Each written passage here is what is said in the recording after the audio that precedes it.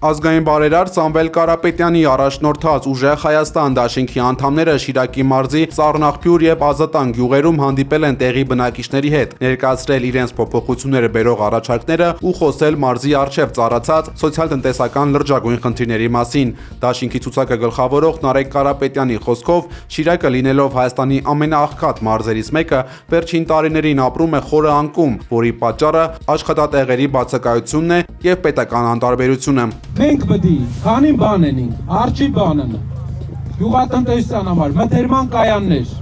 որ գյուղացին բերք ստանալուց վաճառելու մասին չմտածը։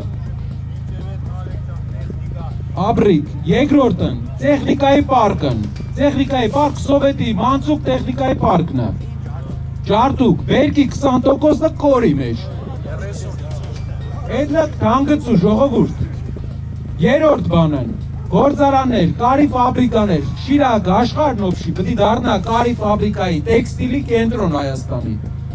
Կտորն ուտա պետք է արտադրվի, որ ձեր տա Հայաստան որի ֆաբրիկաներ չբացվի, կտորն ուտա չեք արտադրվի։ Պետք է զավոդը նեղնի Լեննական, իսկ ֆաբրիկաներ սաղ մարզով մեկ, որտեղ Շիրակի մարզն ըմկա գամարվի ամենաքյասիբ մարզն Հայաստանի։ Ազատանում Կարապետյանը հատուկ անդրադարձել է գյուղական համայնքների դատարկմանը, նշելով, որ դպրոցների փակումը եւ անասնագլխաքանակի նվազումը պետական անգործության ուղղակի հետևանք են։ Նա հայտարարել է, որ իրենց պայքարը հանուն հայրենիքի փրկության է, որտեղ հիմնական շեշտը դրվելու է գյուղատնտեսական արտադրանքի մթերման եւ իրացման համակարգված մոտեցումների վրա։ Այս պայքարը նրա համար է, որ գյուղերը չվերանան։ 980 գյուղից 220 առանց դպրոց է մնալու։ Առանց դպրոց գյուղը գյուղ չի, բնակատեղի է արդեն։